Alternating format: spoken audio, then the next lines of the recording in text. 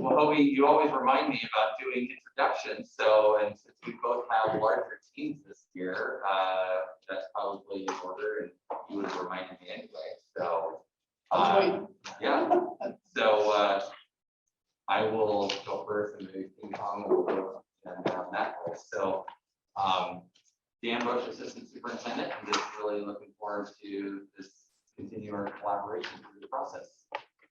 Lisa Freely, I'm the consultant. Scott Drew, Superintendent. Nice to see you. Hi, I'm Steve Nielsen. I'm the Finance Director. Candy Strower, Human Resources. And Tim Dowd, Payroll Specialist. Kevin Palmer, Principal at Hugh Creek. Brett Davison, Principal at the middle school. What was your name? Brett Davison. Fred? Brett, sorry. It's a little muffled. Thank you, Brett. let me start with- Lisa Roth, the treasurer for the union, and I work at the secretary and the facility coordinator. Hobie Williams, OCA Field Representative. Thanks, Taylor, Union President and Union Cooling Commission. Michelle Livingston, I'm the union secretary and custodial maintenance at Markham. Ron Bia, Maintenance Department. Rick Lee, Maintenance Department. Dominican Klugen, I'm a special needs assistant at C. Danielle Bright, assistant cook at the high school. Mary Jo Leslie. And I'm Ty Bauer, Network System Analyst and Vice President of the union. Well, we didn't, normally we did an agenda, and I realized that we were getting there, that we didn't do an agenda. So I have an idea that I'll float your guys' way. Thought that maybe we could just alternate. We could start with 3, our proposal for 3, maybe you come back with your proposal for 3, 4, and then maybe alternate through the language items that we have. Does that sound like a good way to start the first session? Yeah, we figured we just go in number order of the article that way. I mean, like, so we have duplicates, but if you have, you're probably not gonna have the same 2 articles that we do, so it might be easier. Numerical order, this go around works for us. Okay, cool. You'll lead us off, please. All right, so I think Sandy passed out our Article 3. If you watched the first budget meeting here a couple weeks ago, Steve Nielsen projected that our costs for anticipated costs, or I guess that's not the right word, but for classified employees is at 2%. So we have 2% for the next 2 years.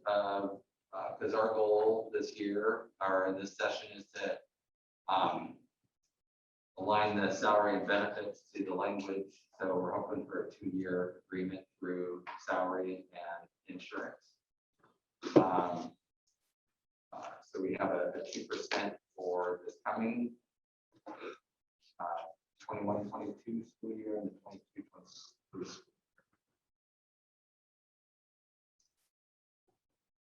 And then under 1B, I think that aligns to the contract language. Kim, is that correct? That language in 1B is what was previously agreed upon? Correct, it's just a phrasing since it's not, since it references a specific point in time. It's like our little floating island out there. Any questions on that first part? I guess on 3. Yeah, I want to make sure we any questions on the 2%. Otherwise, yes, I was going to talk about. Okay. So 3 specifies that we would continue paying 6% for pickup for all active service members. And we have discussed with you since the passage of Senate Bill 1049 that when that passed, we presented you how the district was going to implement under 1049, in which case that employees would resign their position or retire their position and have to reapply, and they could get rehired by the district. And you indicated that if we did do that, that you would want to negotiate or demand a bargain over any savings that the district might have related to not having to pay part of the first. Obviously, the district doesn't realize the savings that it once had under the previous retire, rehire provision. You know, it could be argued that we might not even get see any savings on that.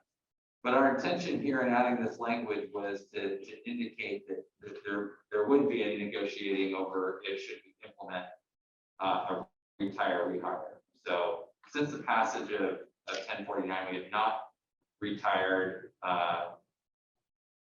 No one's retired and been rehired back to the district. Actually, any between licensed, classified, or administrators.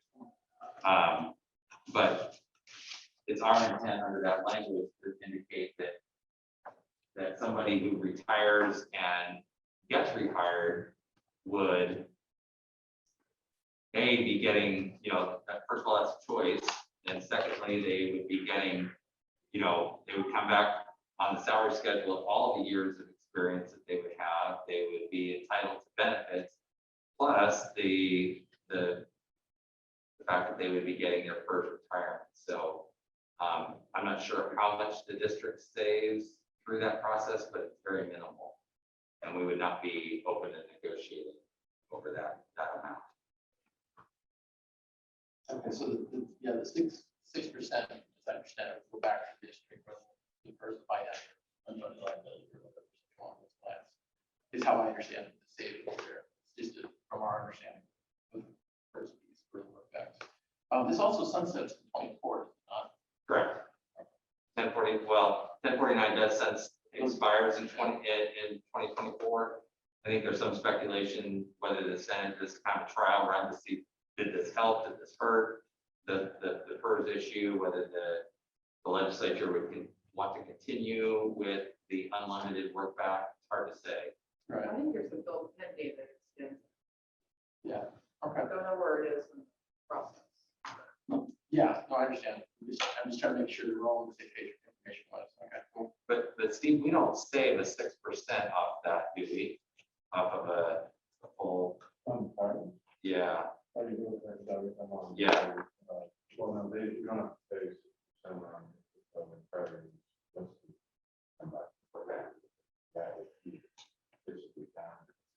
Cash out. The new part though is that before 1049, we used to save everything, whatever we're paying for the employer contribution outside of the employee pickup, which tier 1, tier 2 employees right now is 21.2. We saved that whole amount, but now with 1049, we don't have to pay that employer contribution. And you retired, but not. Okay, thank you. Okay. So I understand number 3. And then salary administration, we just made some changes there. I don't believe there's any changes to how it's implemented. And then under 8, you know that we've been talking long and hard about the swing shift differential. And so we put together a different proposal that we think can satisfy the issue. And for most of the people that are currently working that swing shift, this would be financially better for them in that there would be a 50-cent per hour supplemental pay for anyone working after 6 p.m.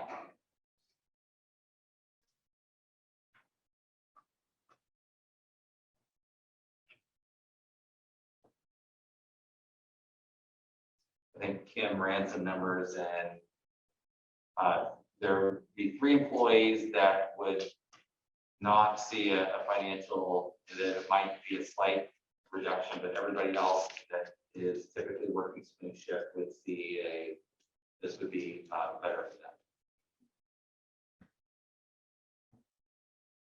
And it really acknowledges those later hours of evening. I think that's why for those that are working till like 12:30, this becomes the more of an advantage when they start getting 50 cents an hour supplemental after 6 p.m. So if they came over the day, we lose that 10. Yes. So what you're saying is that even though they lose, they make a little bit more than the other times they are working a night shift, they offset. The majority of them start at 4. What's that? Majority of people start at 4, not 6. But it says start after 6, they get 50 cents an hour. No, it's perform work. So performing work after, Yeah. after 6. So that's when the supplemental would kick in at 6 PM. But given what the 2% differential provides them versus the 50 cents after 6 PM is a greater amount. Oh, I see what you're saying. It's differential based on hour. Yeah, no, I got you. So we get away from the whole swing. Right. We just tie it to the hours, what makes it easier for holidays, summer versus. Okay, I understand.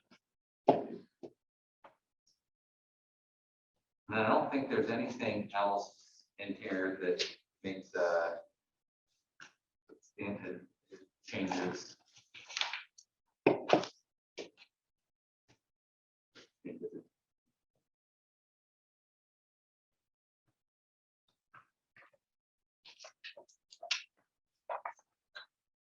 All right.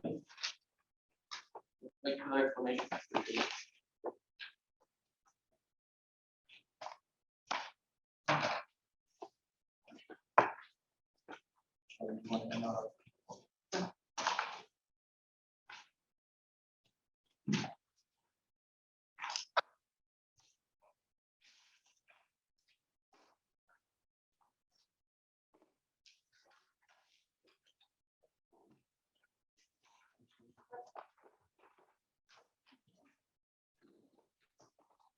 So with our three, we got the different, obviously different angle, $5 wall.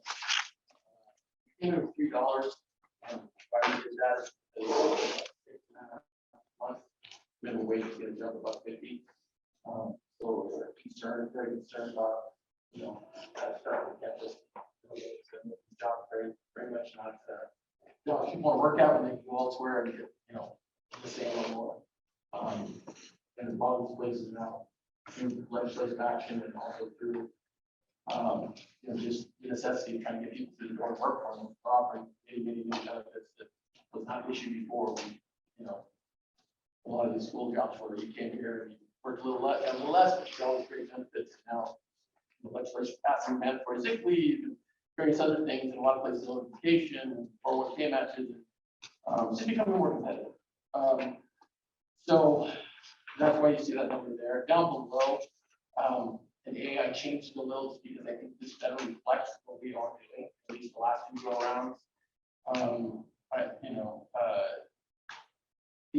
For some reason, we still, we still have the RS target there. So if you look at the RS and look at the language below, it's not the same. So somehow we still missed that even after last time. So I just corrected that. But the language below is pretty clear. But so that's the change there. And then the rest of this, we kept the island, but we can talk about that down below. We just crossed out the 1 year that's already passed. And we kept this is a 1 year offer, obviously. So, and I know you have a 2 year, and we may get there, but at this moment, we have a 1 year offer. So we have the language still there for May of next year. Down below, this language here, and you remember Kelly, this is one of her issues, right? And I'm sure you've heard about it. And so I was looking around, and this is actually like how Cascade does it. I think Northampton does it. Some nearby folks do it this way with the 90 days. So that's why we reflected that change. We thought it probably hit more aligned with some of the nearby places. Obviously, the PERS pickup. We're talking about the redirect there. Obviously, that's something that we still want to address. This is the proposal we have before you. We are hoping to be creative. We've bargained with Furies, and quite frankly, the district is very creative in a couple of places. It's been things I never would have thought of. So we're very open to ideas. If you have some ideas of how you want to approach this, we're all ears. We both know this is nothing we did, but we're left holding the bag, having to deal with it. So if you turn this page over, on the back side, the main thing here at the bottom is that we changed it to an annual stipend, just so it's every year. If you make it your 8 years, these people are people you know. And this changes from just 8 years, 10 years, 50 each year until they basically retire or leave the district. That's the idea behind longevity language there, one-time payments. Going to the next page, we got 3 new sections on the bottom here. On our wages. So the first one is just an ORS that's out there. I'm sure Lisa's familiar with it. Basically, it's something that is already a thing. It's just put in the contract so people know about it. And we had a person kind of we dealt with here in this district, the last fire season that we all know about. So I thought this might be something that might be helpful. It wouldn't bridge the whole gap, but it probably would have helped a little. I don't think we do about it at the top of our heads. So that's the point of putting that language in there so it's accessible and clear. The pandemic language is actually something they're doing for Alice. I know we've been back and forth, Dan Vance and I have been back and forth on the pandemic language and things. Decided to bring it here. Thought this was probably maybe more to have this discussion. And this language really talks about, COVID or other pandemic as determined by powers that be. So we're not trying to decide what that is. It is a high bar, and it's a high bar for a reason, because it shouldn't apply to anybody who's watching this simple. That's not the idea here. We really talk about something that's serious as COVID, or hopefully we don't have another pandemic. We don't need this language, but if we do, we want to have some situations that people that are choosing to risk their safety will be, recognized for that. 13 below. First of all, there's a typo. The first sentence, the 48 hours, somehow there's a hyphen in there. This, ironically, I just copied this from another contract. I didn't catch that. So it's repeated in there a couple times, but that's meant to be the number behind 48 there. I didn't catch the right before this, so I apologize for the typo. And this is just so that people can be more sure when they have a schedule, that they're going to keep their schedule or have the time if something's going to change, so that they can, have those 2 days and 48 hours to be able to make the necessary changes. If they've got to figure out childcare, figure out how they're getting to work, if they carpool or whatever it might be. This is just to ensure that we are giving them the time, and it's just not happening like, hey, by the way, tomorrow. It's like, so that's the idea behind that, and it comes out of the Roseburg, if you want to look at I'm just not aware. the Roseburg project. And so concludes our Article 3. So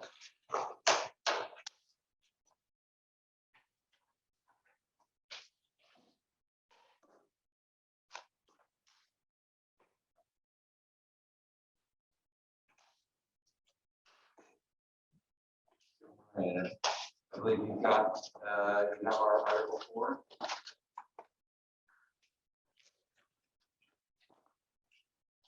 So as you can see on insurance, we increased for this upcoming year, $5 a month premiums. That just puts everybody in all classifications on the same amount. And then for the following year would be, it would go up $25 to $16.75 per month.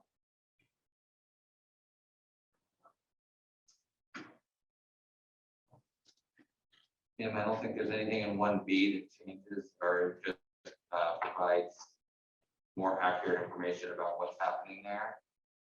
Okay.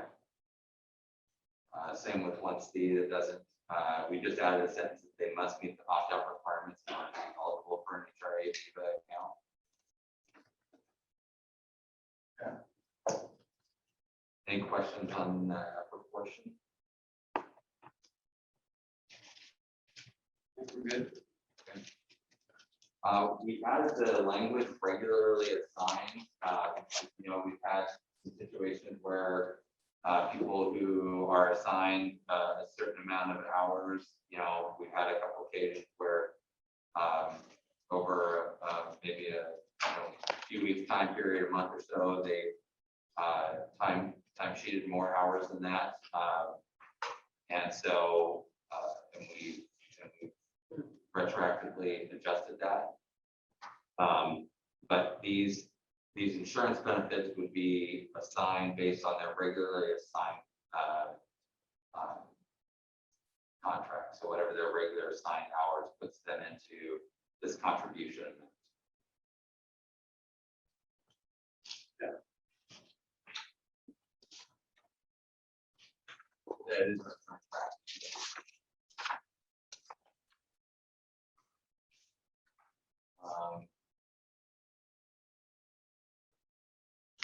You'll see also there, we added temporary contract, temporary assignment for less than 90 days would not be eligible for benefits. So also in the case of a temporary assignment, just to provide some more clarification.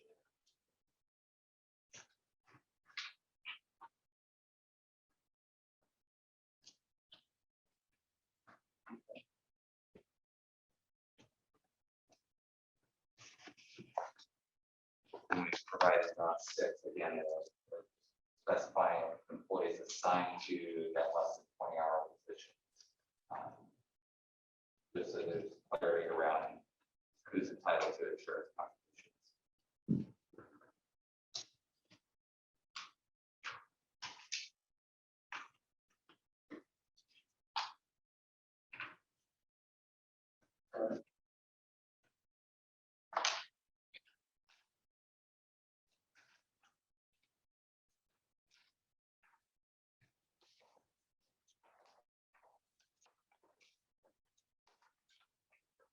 Okay.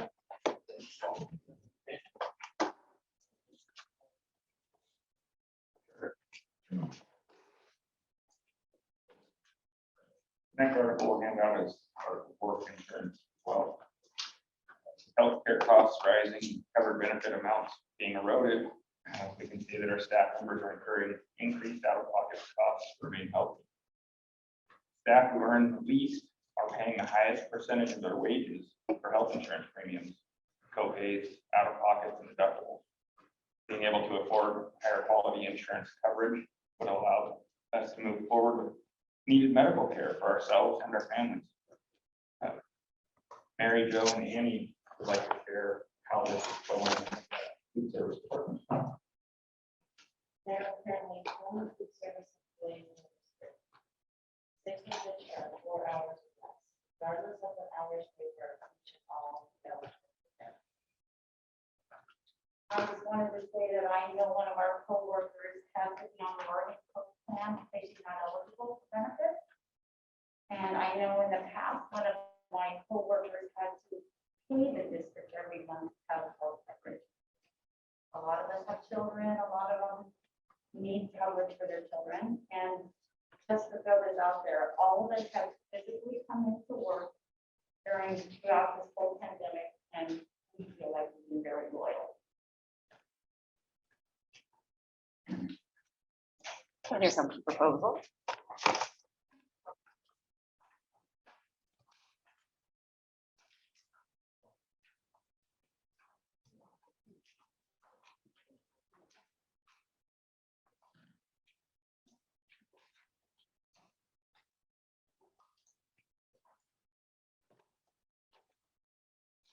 Okay. As you can see there, we changed the year and the dollar amounts. Hours. There's dollar amount for that, $105 a month.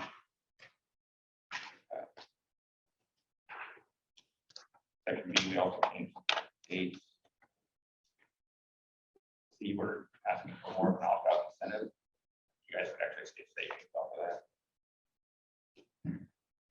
Part 2, or section 2, part-time probation. We've adjusted that to 15 hours. The district has shown that they, some of the positions are less than 4 hours, continue to stay there. We changed proration so that our lowest income, lowest earning folks get more contribution. The backside, we changed it to 6 medical options. Changes every. Like Toby always says, it would be better than one contract. Rotate that. And then number 6, there, change the hours. the last line there helps to ensure that contract. Unilateral implement. You can start. Any questions on four? On four.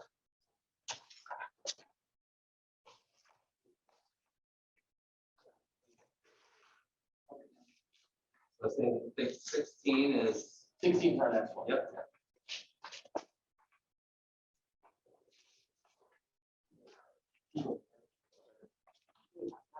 No, go ahead and start. That's all. Okay. 12-month classified employees have to wait a whole year after being hired to be awarded any vacation time. Less than 12 months classified have no vacation time at all.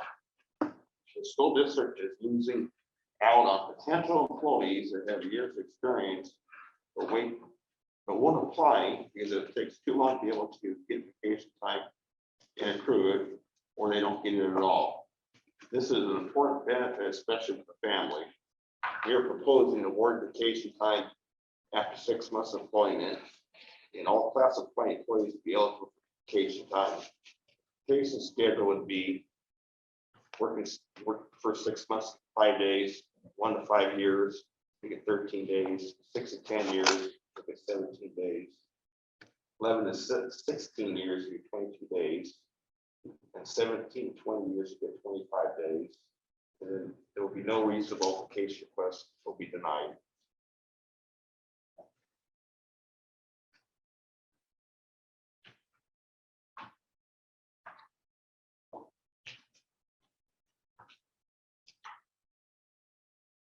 Any questions?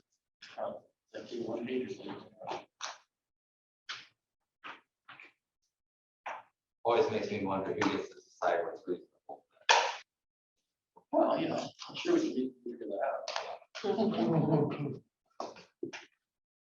Yeah, real quick, just a clarification Yes. question, since the date of award is crossed out, what is the award date now?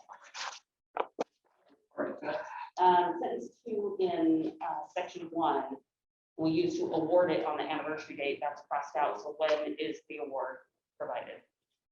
Well, it would be 6 months after the employment, according to the first sentence here, down below is the schedule, but everything else. So it's still based on anniversary date? Yes, Yeah, sorry. just, yeah, just wanted With to the clarify. exception, I guess, of the first, would be an anniversary. Well, I guess You're- it'd be 6 months. It'd be a 6-month anniversary, perfect, I just wanted to clarify, yeah, Nope, thank better you, ask it here than later, right? thank you.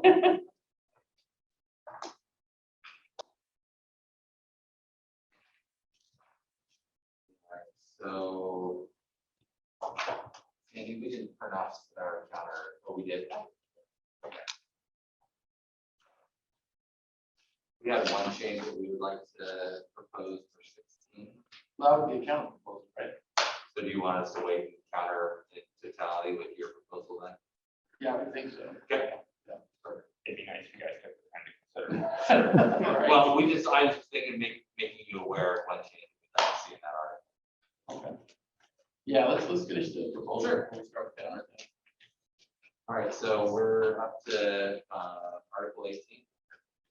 Holy moly, I thought we said that. Nope. Okay. Well, after a year like this, with money closer, would there be a lot of reason to re-examine what we do? Wait, doesn't matter if we look at it. So I think, we made some steps in the right direction from what we had previously to what we have currently, but I still think that there's a lot of ambiguity around what happens, especially when we have 10, 11, and 12-month employees. And so we made an effort to try to address those for each group, but I'll go back up and I think one of the areas that we acknowledge that we need to do a better job of, but it calls it out here, is that notification to employees will specify whether all employees are to report to work or if employees will only report to work if required to do so. So I think sometimes when, the snow call goes out and, the default is I don't go to work, I think that we also need to notify employees what their responsibilities are. So our proposed language here is we'll specify what employees are supposed to do in the event of a closure.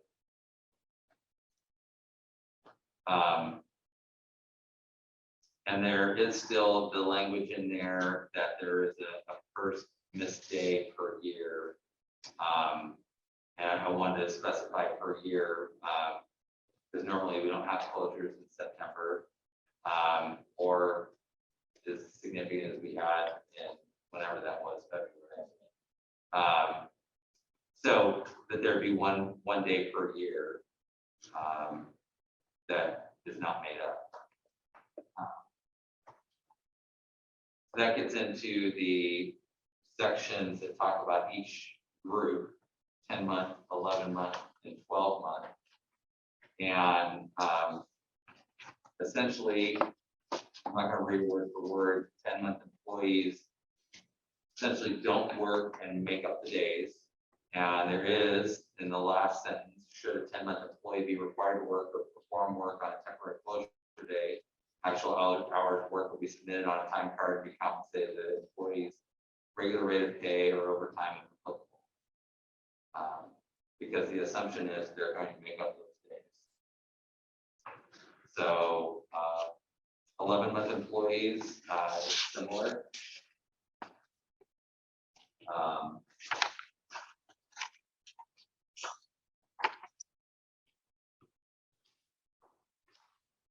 There is a sentence in there that if such excess of temporary closure days will not be paid, however, employees may choose to use applicable paid leave in lieu of a reduction in pay for such excess days. So again, the situation where not enough days can be made up, that would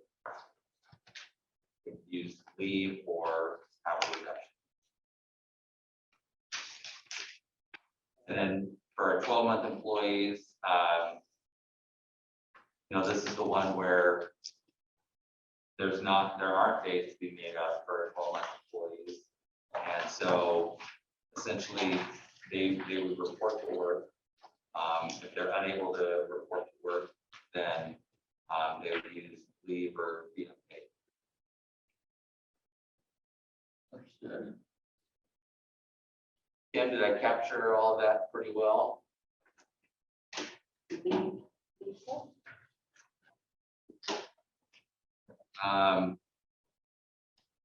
I think the other D and E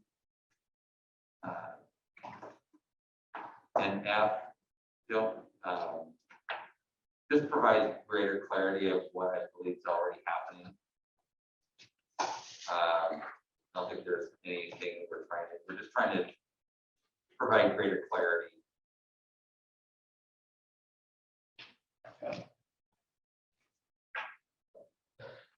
We didn't change anything in the long-term emergency closure, which is essentially what we agreed upon. If it's more than 5 days, we agreed upon. All right. Understood. And I think the next one's ours. Point.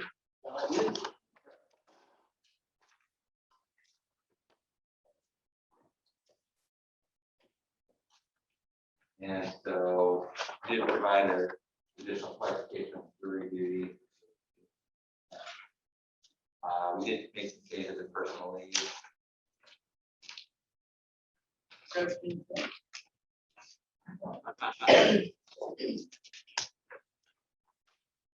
I see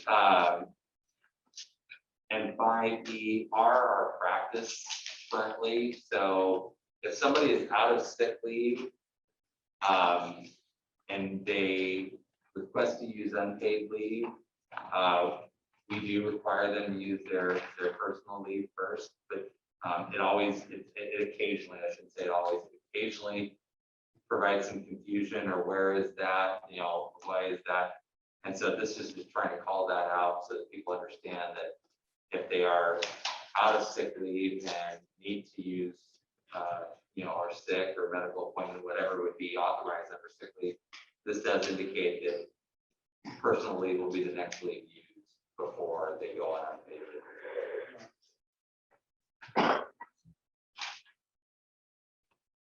And the same thing with the unpaid personal leave, when people request me for, they have a special event, and they need to go somewhere.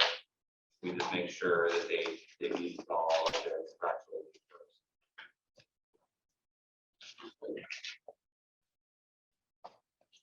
Read it, and well, get the title change, right? What's that? Leave without pay, just the title need to change for that, right? I mean, Leave absence now. That's the only other. change. oh, yes, yeah. Okay. All right. Well, I think I'm on that. That brings us to 25.1. Go ahead and,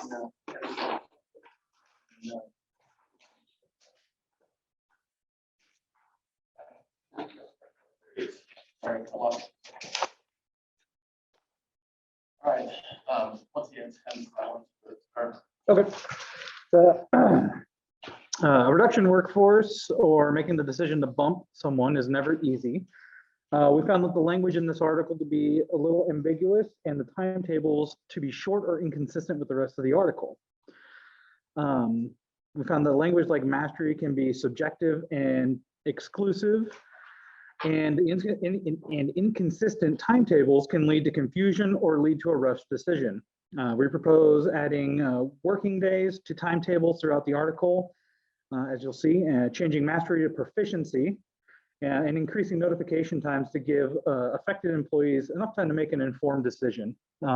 Michelle has some examples. Yeah, I have a couple examples here of people who've been through bumping. Well, first one, my personal experience was good and bad. I was not aware that the time allowed to bump was only 5 days. It's a short amount of time if you're unaware of that detail. We all read these contracts from time to time, so don't know the details of being important at the time. I was lucky to have talked with the union a day or so after I was told my position was being eliminated. I put together a letter of intent to use my bumping rights, but there's no clear written way to do that. I sent the letter to HR, my building principal, and the union president. The letter was acknowledged within a day or so that it was received, and I knew the notification was the first part of May, and I did not hear back on what was going to happen with my job so close to the last day of school. So I sent an email asking what would be happening, and was told they would let me know soon. I received a job appointment email a couple days later. It was to a new school. I could either accept it or my employment was terminated. I was then notified in July that my position at that school was erroneously offered to me. And an employee of higher seniority had bumped me because they should have had the first choice for that spot. I again was offered a new position at another school. I accepted that offer. When I started at the new school, I was told the staff were cautious around me because they felt that I was going to bump them if I wasn't happy. There's a lot of confusion about how the position you're offered comes about and how different ones can get lost. It's a take it or lose it situation. That's this one. There's a whole timeline written out and then a little personal. Late May of 2020, in a one-on-one conversation about upcoming staffing changes within my school, my principal mentioned he had heard some staff may be bumped and may be able to move to other positions. I did not question this as it was not a formal conversation, and I expected to hear more from him on the topic if something was official. June 10th, I received a call from my principal that I was being bumped. After he explained to me that what that meant, he told me I would hear more from the DO and HR soon.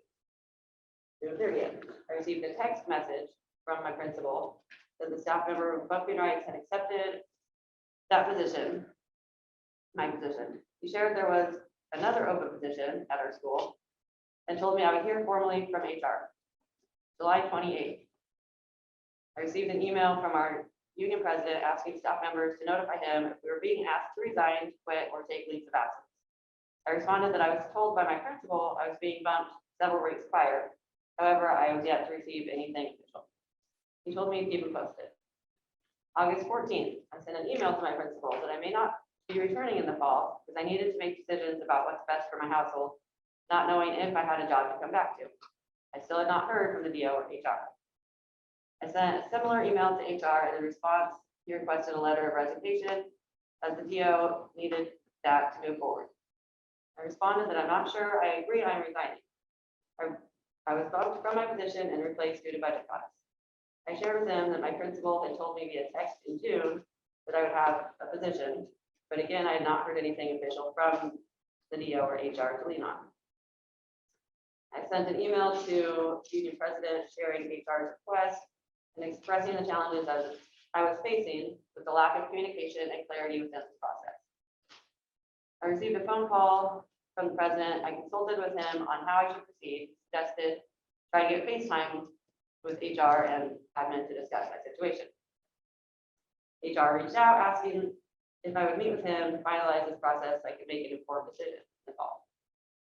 August 20th, I met with HR and the union in person to share how the process failed me and to discuss next steps. I shared that I'd been put in an impossible position. I had no idea if I had a job in the fall and needed to make some hard decisions for my family in the interim.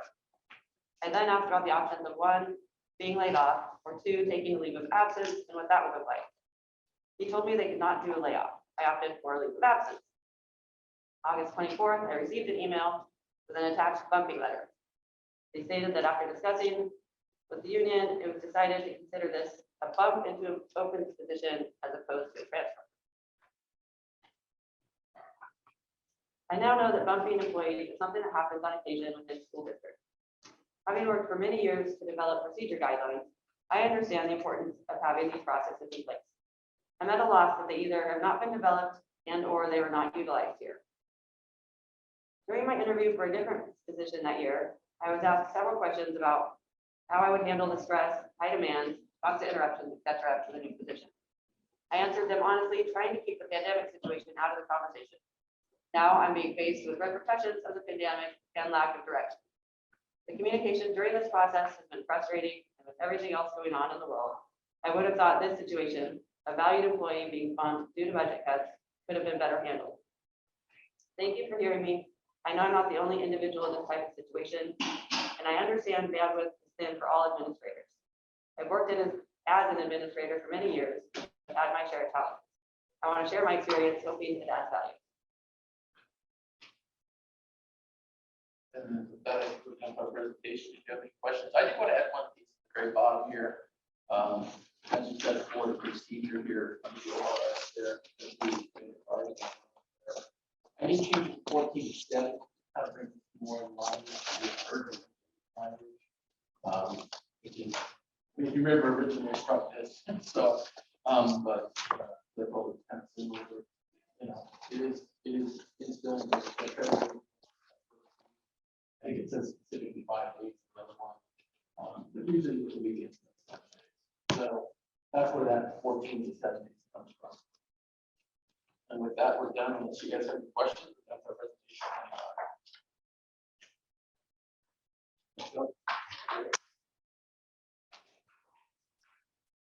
Well, that's all done. Do we have PR scheduled? We have till 5 o'clock, I believe. Okay. So we have some time. Do we want to try to see if we can respond to anything today and work on it a little bit?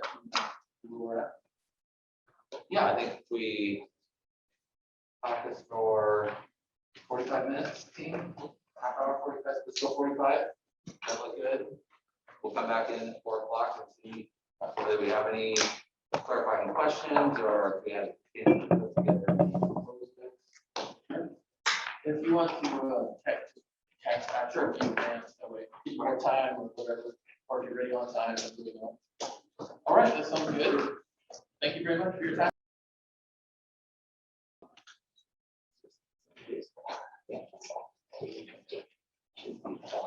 Well, we got your proposal in front of us. So do we want to do? 16. Yeah. We did have, I know that you guys said you had some questions for us, so we would like to circle back on some of the other articles and ask questions, but we can present you our counter proposals. So on 16, we added in on the award that would allow upon the completion of the probationary period, the employee will have access 2 of the 7 days of their 1-year award, and so then we added 2 days to the 1-year award from 5 to 7. So hopefully that kind of makes sense to employees. That's approximately 6 months. So at 6 months, they would be able to take 2 days vacation, and then on their 1-year award, they have 7 total. To the extent that if they use 2, then they've got 5, if they don't have 7. Okay. Yeah, it seems to me might not be color, it is. Sorry. That's all right, sorry, you explained it, so. And then we added a number 5 in the scheduling as it goes through that part. It aligns to what else we did in the leaves article that just basically says, after an employee has exhausted sick leave and then personal leave, they need to use their sick leave before they go to that.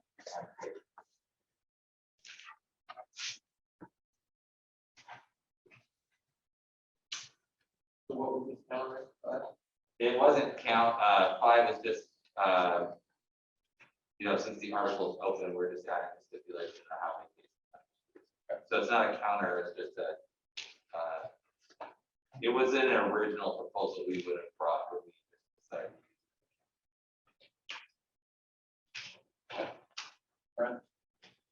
All right, we understand what we're doing there. All right, so, Do you have another one or? yeah, 25. Got that for you.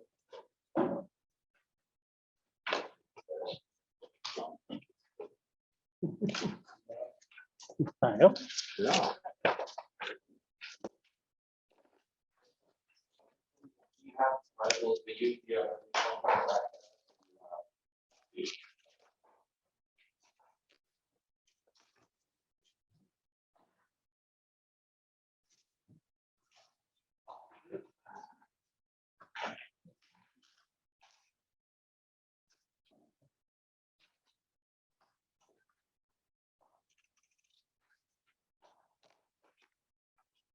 So we accepted your proposal into, so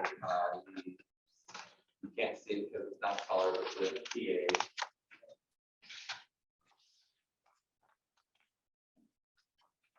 And we countered in bumping rights from 5 to 7. Yeah.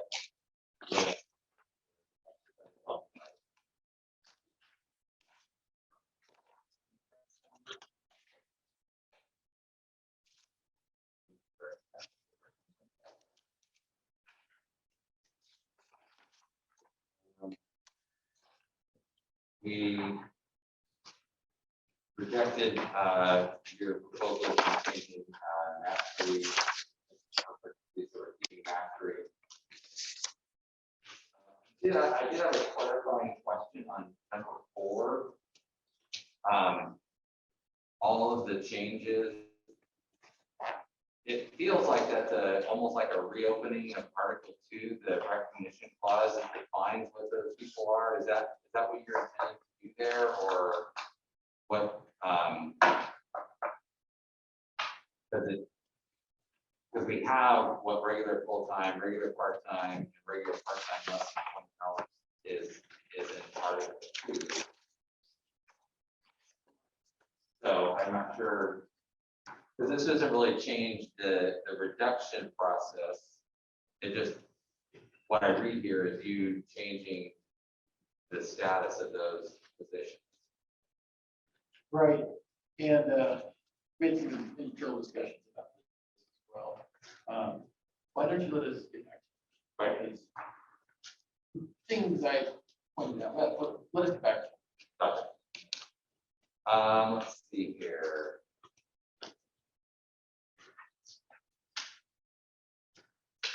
So that kind of continues on in that. We also at E rejected the one-step movement language you could propose there in E.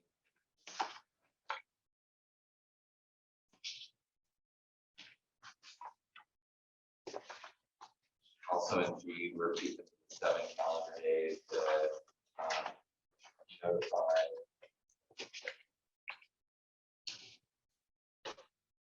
And also rejected the language of time high of the temporary.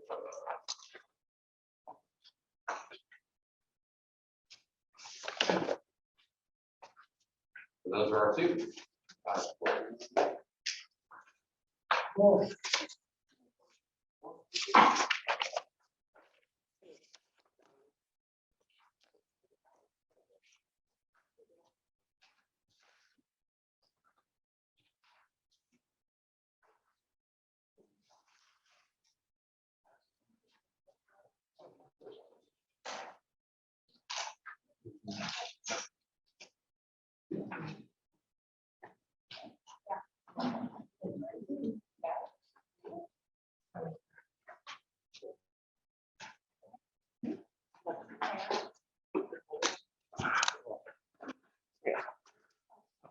Yep.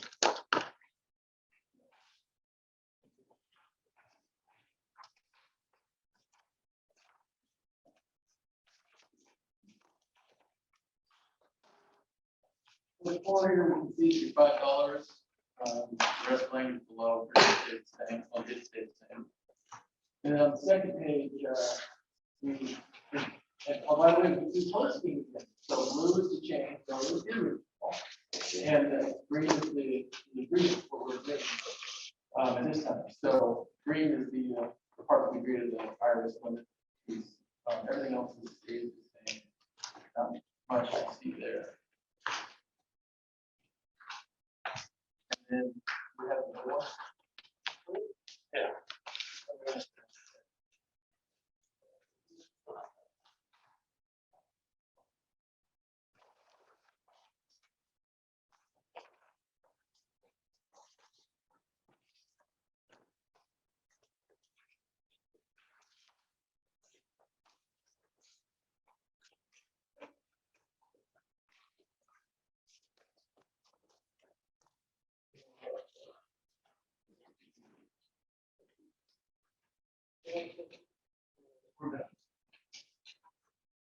So we can monitor. That's what we do.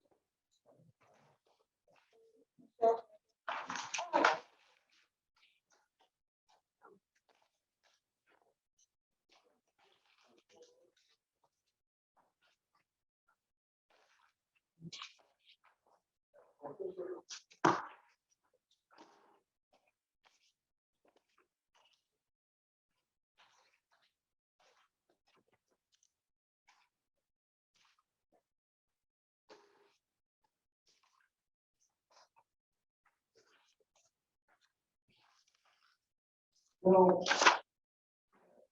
we're talking about on this one. We pretty much accepted all of your changes, with the exception of 5A. We didn't really put all that in there, but with that exception, everything else we proposed, we felt reasonable to live with, so it's all really. We just have questions about 5A, we follow. Yes, we will talk to you. Well, done now, that kind of thing. Not be able to do it. As of right now. Well, we see this one, it is. That's at least we got good movement on that one there. Pretty close, really. And you come up with the language in our proposal for 5A regarding.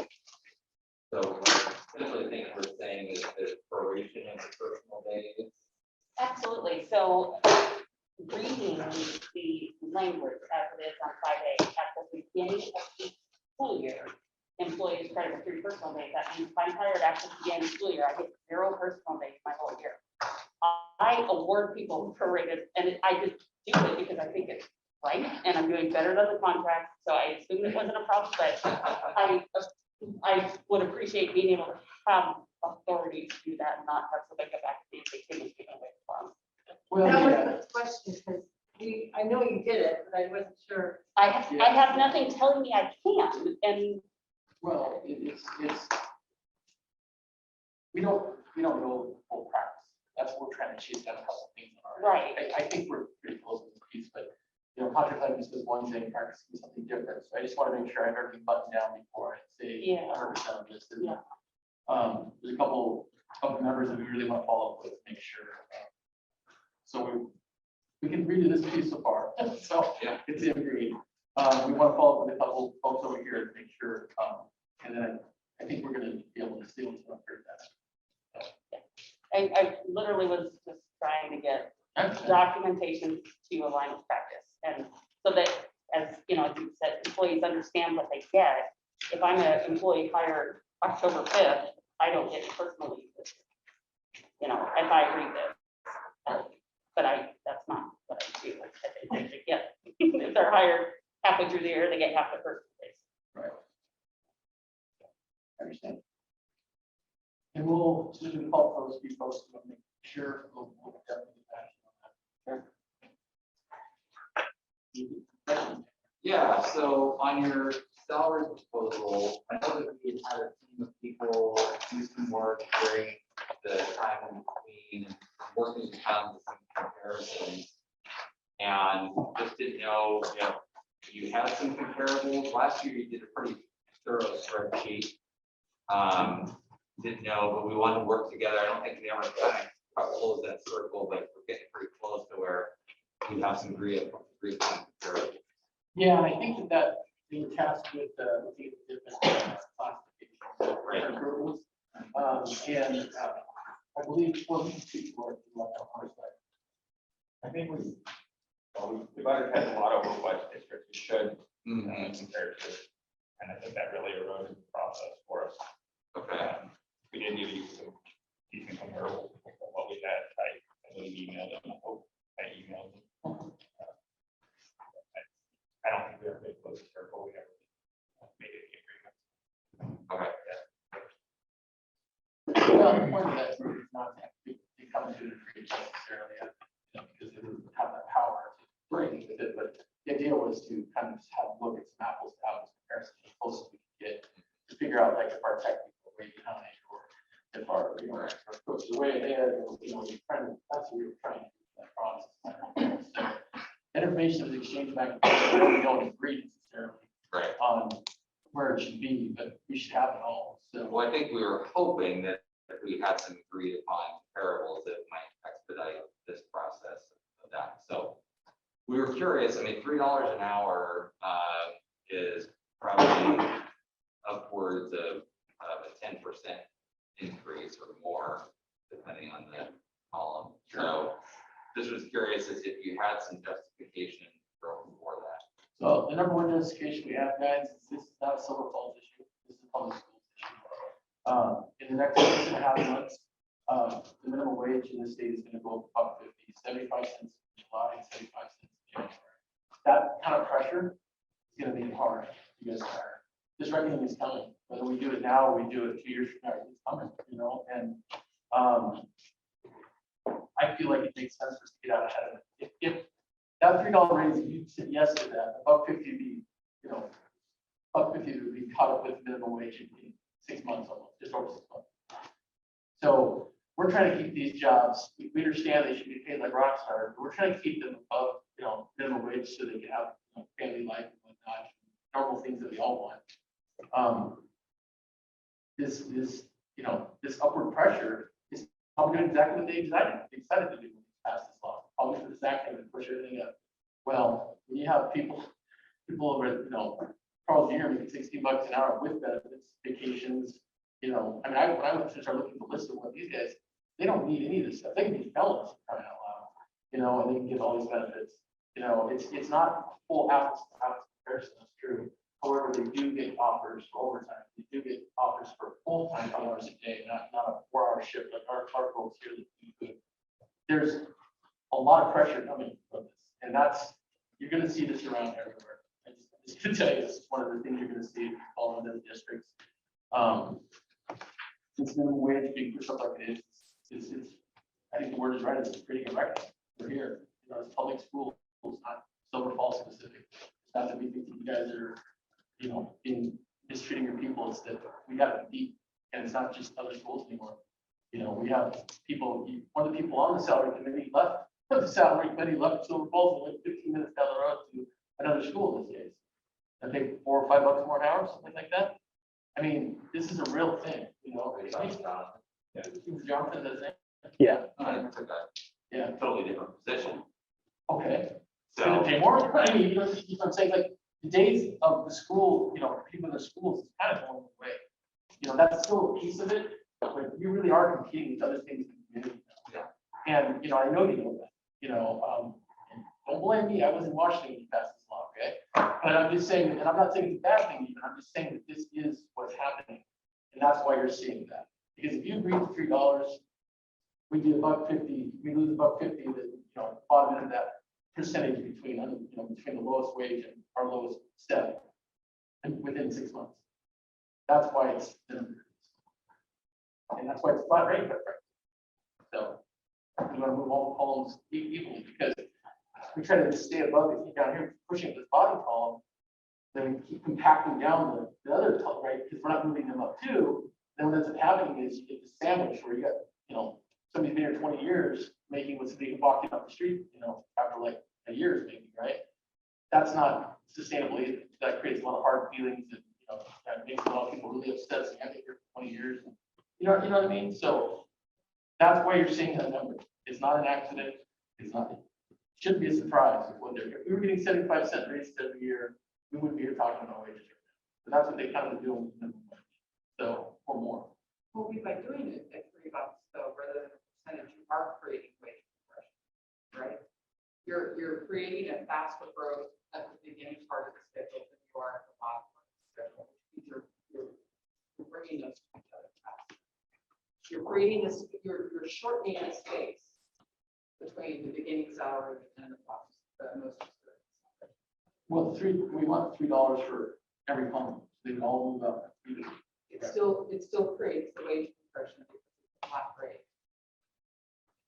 Well, I see what you're saying, because the bottom end could get potentially like a really low, 20% rate versus top end 10%. Yeah, I mean, basically, the top part of the schedule gets a 22.5% raise based on proposal, and the bottom end is 15. I mean, I've already run the numbers, right? The growth in that salary is only 14% versus 22% at the beginning. Okay, yeah, I don't think I have those same numbers. We'll have to have it outside where I was at. But my understanding is that lower end people have a bigger percentage jump because they're going from like 14 to 7 and $3 jump. But and if it's a flat $3, to keep the top end, if you were getting like just figure out a 10% raise closer to what they're getting with this. But rather than spend time back and forth here, that's a calculator in 10 minutes to the side, we can figure that out. But the reason why the number is what it is because, you know, your state's doing what they're doing, versus our state here now too, is doing what they're doing. And it's going to create a lot of pressure on folks. I mean, we have people leaving, Andrew's also 20-year employee, go work somewhere else because of the wages, right? Not even just a year, but they decide to walk out that door, right? You know, we have people literally quitting in another district to go work for fast food because when they did the math and figure out the benefits, even with the medical they did, they figured out because they can work more full-time and they have opportunities for overtime. Even if they don't get that, it'll even out to where they'll make a little bit more, right? And they got to do what's right for their family. I get that. But, you know, we want to get good people here working with the children. And to do that, we've got to have some adjustments here. And I didn't figure this would go over with a clap and a cheer, okay? I didn't think that, okay? But we're in that situation where we got to figure it out. It's going to be a point where, you know, if we do it now, then we get it done. If we don't, then we're going to be chasing it. You know, it's going to be a headache down many years, I think. We don't figure it out. So that's our reason. So that's just it. Do you have any other questions about three? No, other than if you did update the spreadsheet that you presented to us last year, Jeff, we would accept that. Sure. I thought your work that you did last year, at least, you know, was good work. So, Yeah. Didn't always agree with the. Sure. That's fine. I don't think that the new, you know, number of contracts that we are right now, so with the current raises that are in there, we can plug those in, I think. Okay, that shouldn't be a problem, right? No, because I have a current wage scale plugged into it, just not just, and then I have the district, I have the information that Sandy provided plugged in there, but it's not the whole gambit like it was last time. Yeah. So- Let me get you the other contract. So what it is, to make it one on, kind of piggyback on what Lisa said, so somebody making $15 an hour, $3 an hour is like a 20% situation. Up to someone middle employee. That's, about a 15% difference. Oh, So that's the next step, so the person with lower wage is gonna get a higher percentage of each person with the higher wage. Just the thing I want to kind of throw out there, I talked about it, final bargaining, is just you really try to keep an eye on total compensation. So, insurance for, 1,520 hours for an employee, $1,650 a month.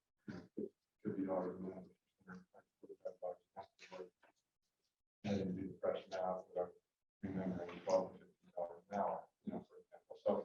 So we really try to keep an eye on that whole thing. And, it would be interesting, you're talking about private sector, and certainly do comparables, not just the school district, but the private sectors, and look at what their health insurance benefits are, and things like that, sure, and look at it, total cost. So anyway, I just wanted to throw that out. no, that is reasonable. I mean, we want to have an idea, as best we can, apples to apples. And I think what you're saying makes sense. It's just that, they're mandating sick leave everywhere now, right? And they're mandating this other leave, and they're offering vacations. I mean, I never heard of a fast food place offering vacations. That's maybe the manager, And we looked into it. They're getting vacations. They're getting 100% match 401ks and stuff like that. You're like, wait a minute. I never looked at the burger and getting mixed up and I did, right? So. They max it out at the cost, and it's the only thing that will be up. No, right. My point isn't that it's apples exactly. My point is that they're offering more and more, so it becomes more of a competitive job because now you're getting in a position where they're having to do this to get people to go. And in addition to the minimum wage going up, they're still having to get dang more carrots to get more people on the door. It's like truck driving jobs right now. They're scrambling to find enough people because the next generation coming up doesn't want to drive trucks, right? So there's different things that put pressures on these different jobs, right? This one is the minimum wage and the fact that people probably just don't want to do some of these jobs, I guess. And so they're having to do more and more. It's never going to be 100%, apples to apples, but it doesn't have to be. It just has to be close if people leave. It just has to be close. That's the concern, And even if we're not there today, it's coming. Once we get to that first year, it goes, I believe here, it goes to the average of the average of the, was it the CPI-W or CPI rate, then it'll be a little easier to kind of track that. If these just, okay, it's going to be, it's going to be 75. That's hard to compensate for when you're doing this bargaining because it's not how most bargaining goes, right? It's usually like you're talking about percentages and whatnot, But when they have these set amounts, it's pushing it up at such a rate that it makes it problematic. And these other employers are, more and more becoming your competition. That's the point. But what you said is right. I don't disagree with that. I just think that more and more we're starting to see those benefits over there, even if they're not to the exact same level. So, any other questions about any of the proposals? I have a question, I apologize, on your salary, you keep referring to the $1.50 minimum wage, but we're seeing a 12-month proposal, a 1-year proposal. So where are you getting the $1.50 from? July 1st is the first So installment. it goes up to $12.75, yes. And then January 1st is. Okay, I'm not aware of that, though we cite today, Oh, still take a not, look. it's not till July 2022. I think they're all in July. They're all in Oh, July. maybe July. They're all in Maybe I just July. read it. So there is a 75, you are absolutely right. Minimum wage was up 75 cents this July 1, So, but there is no change again within that 12 months. Consider $6 we're talking a year. Well, it just, you know, but we're talking $3, $1.50 of $3 is 50% of it, or 75 cents, you know, Sure. it's just a big. Yeah. I just wanted to No, I make sure I was on track with, No, I hear what you're saying. I know, I put out this air protection guy, occasionally big things on too. Oh, good. So, without, with- We have no other questions. okay. We're good. Oh, okay, so we had a couple questions that I wanted to touch on. So. All right, so.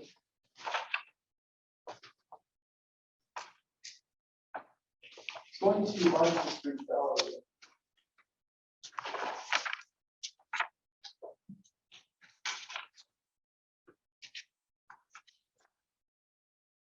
So on the very, very last page of B, is that just that supervision? That just the- The word that's used in the license, Yeah. CBA. So it's just taking out the language, the old language, mirroring, yeah, okay. That was the main question we had in 3, just a simple one. 18, we're gonna have to come back, it's not in there, so Yeah. we're gonna have to come back on that.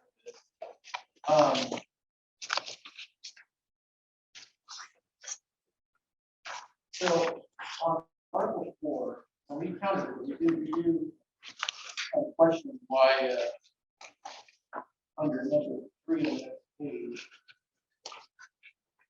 The point here, that we just bought the one that we did 6. And now we did. We're striking, you guys are striking all of that. I guess we're trying to understand why.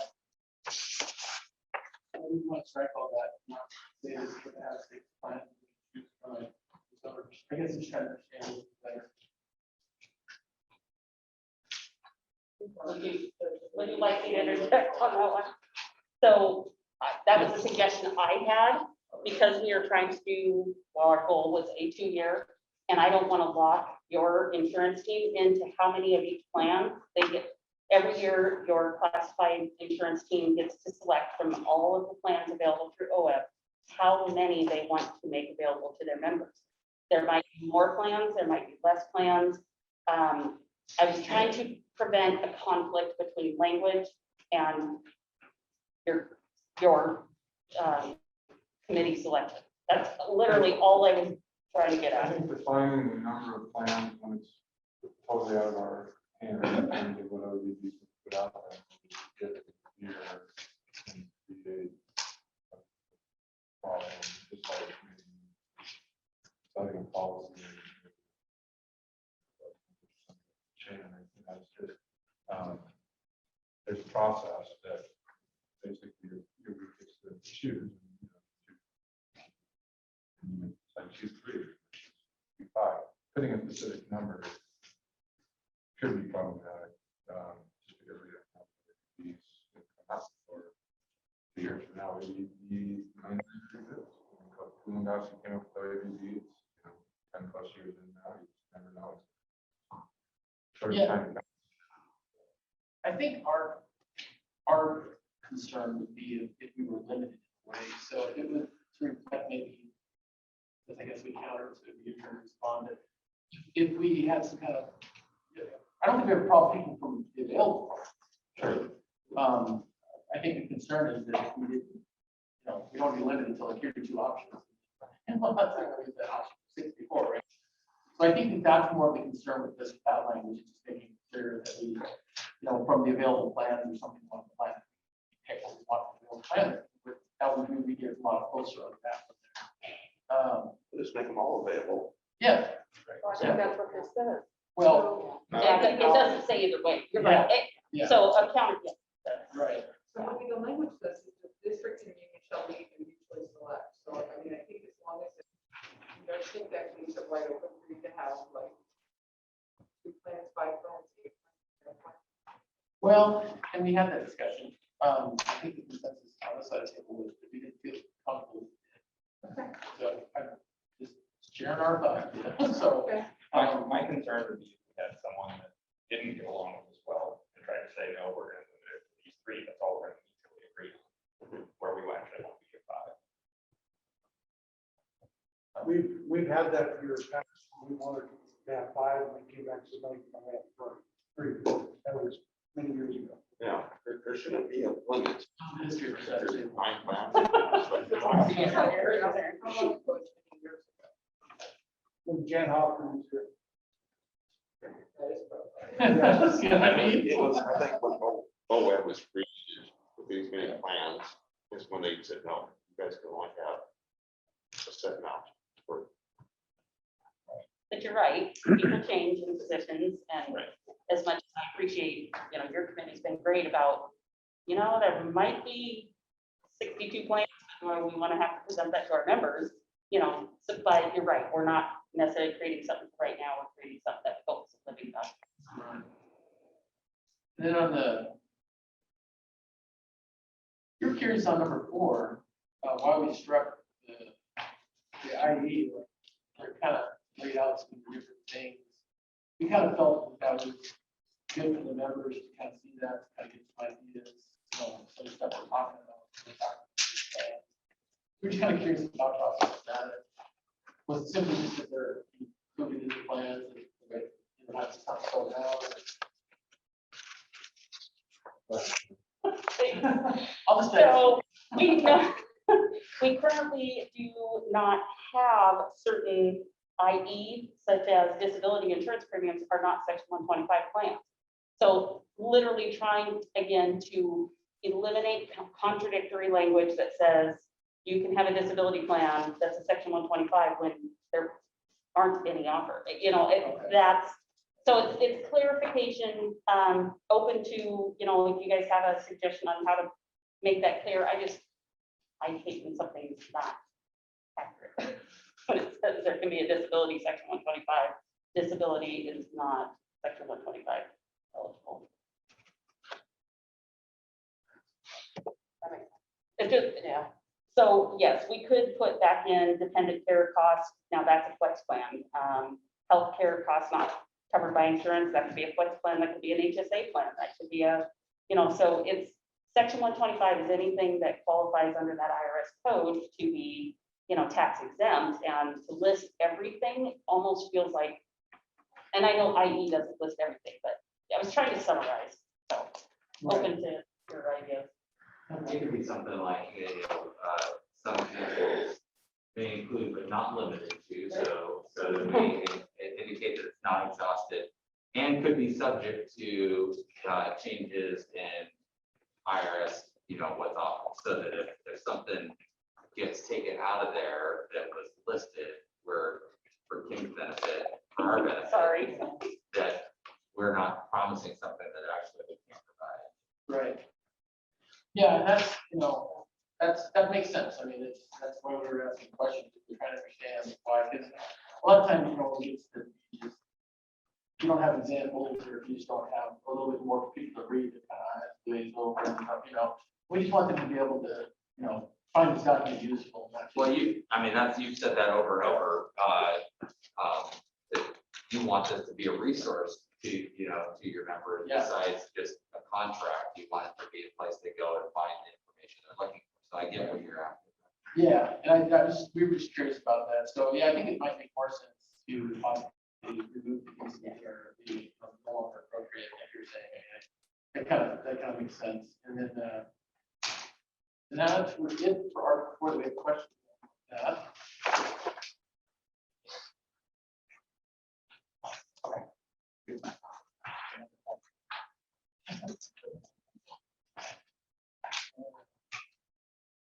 And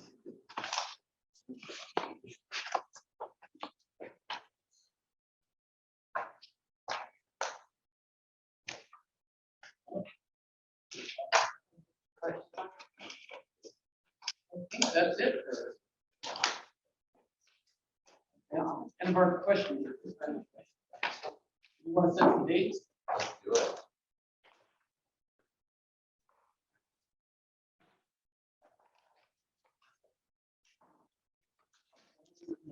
More information.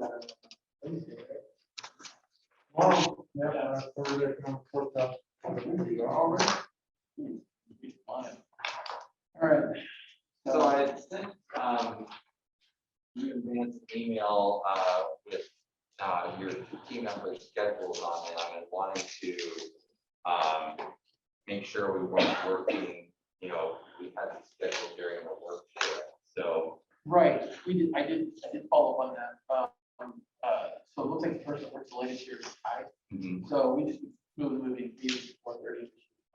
That way you're not paying for them, so. and I did talk to the supervisor, and if you want to, I think there was some flexibility that the supervisor is willing to shift his hours on those days. So, I mean, I'll leave that to you guys to decide, but so just to clarify that, that when we schedule these after people's working hours, they're not getting compensated for turning time sheets in or comp time or anything like that, correct? So I read the language. I would say, I understand why you're asking the question. But I recall our conversation, we did that mutually agreed. Right. And the language, let's just say it could be an argument. But what I recall from our discussions, talking to teams on this, what we agreed to verbally is that if we had those meetings, that we agreed to mutually. So like for Like today's, today. like today's meeting, we agreed that this was during work hours, so we're not gonna withdraw anybody's time or Right. anything. And there may be times where it's mutually beneficial for us to meet earlier in the day, and we will act accordingly, or, we're not gonna say, okay, now you gotta make up that time or clock out or anything like that, but for the most part, so we want to start moving forward for the weekend of that. It sounds like, for now, and that's the, it sounds like that's the first best for our folks. Yeah, I saw that language, Dan, I know what you're talking about. And I recall our conversations, and we also talked about the fact that, you're doing a lot of stuff on the clock. Yes, we did, But that, and that was not precedent, that we had a discussion time, so we all had that discussion here, in caucus, so we're all clear. trust me, there's a part of me that doing this during the work, during the 2 o'clock is advantageous to, so we have to get back to adjusting to those evening hours. So. Well, we'll leave it up to you, just gotta let us know. All right, so when do you want to throw some dates our way, Hobie? All right, we can cross out the rest of May. Right, so, right now I have 9th in June. That's where we'll later than that. Let me take a look. That's like, we think, more than, actually, the third, I think, the third, that meeting canceled.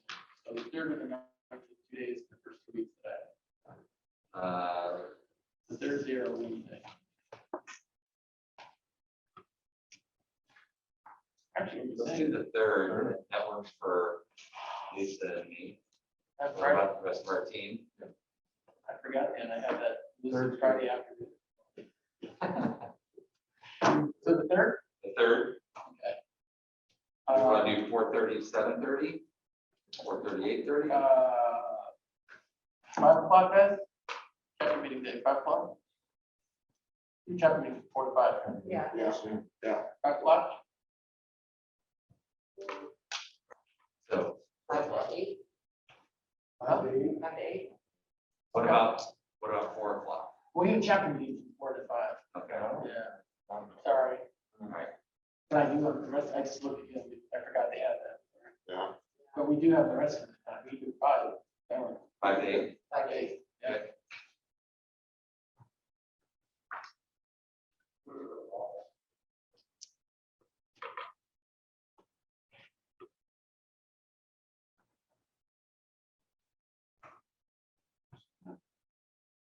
And my suggestion is put 2 on the board. If you want to. I would agree.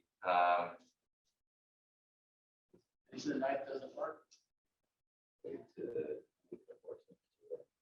I do have the 11th and 4:30. Friday. What about, the 15th, Tuesday the 15th? I have North San Andreas that day. I do have 14th, 16th, or 17th, or 18th. 14th, we have a board meeting. We can do 11th, yeah. I'm not doing it Friday. Come on, everything's good. Sorry. Yeah, I said it's 16th, you're out. You're not available. 17th and 18th are both open. 15th was yes or no? No, unfortunately, I've already moved here. 17th? 17th? Okay. Well, Lisa's not available on the 18th? 18.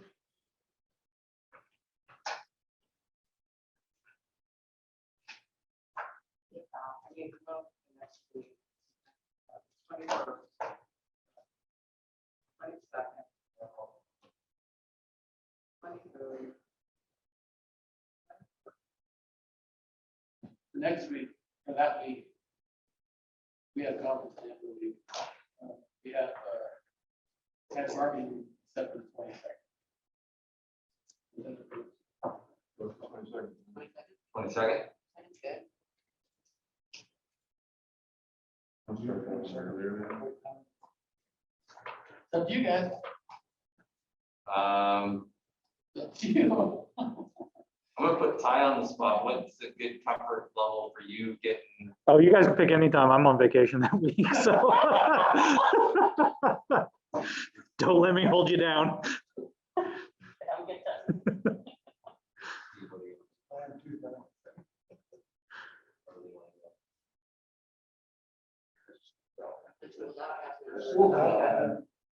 Do we wanna, hey, let's do 2:30.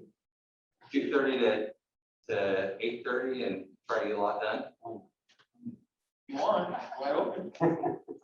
You know, I don't care, man. Lisa was with me on Veterans Day, she knows. All All right. right, we got 2:30, 6:30, How about 6:30? or start going through, you know, Sure. making good progress, we Yeah. can either go further. Okay, We may even, 2:30, 6:30. yeah. Then after fire. Is that good for now? Yeah. We may even have our FSS money, but we'll know what that is, right? Oh, yeah. That's 6:22. Yeah. That'll be helpful too. All right. All right. Thank you all for your time. Yeah. Thank you for,